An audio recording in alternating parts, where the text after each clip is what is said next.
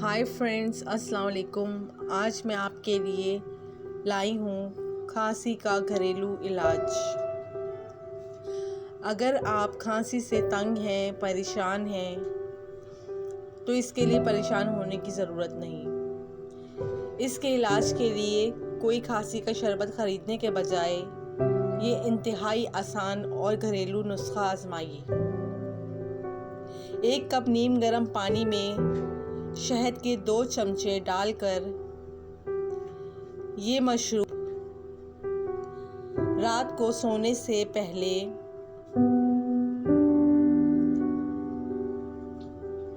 पिए।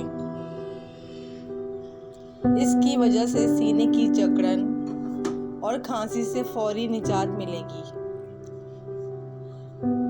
मुत्तईद तहकीकात के बाद ये बात साबित हो चुकी है कि शहद की वजह से सीने की जकड़न, खांसी और इन्फेक्शन से फौरी तौर पर निजात मिलती है।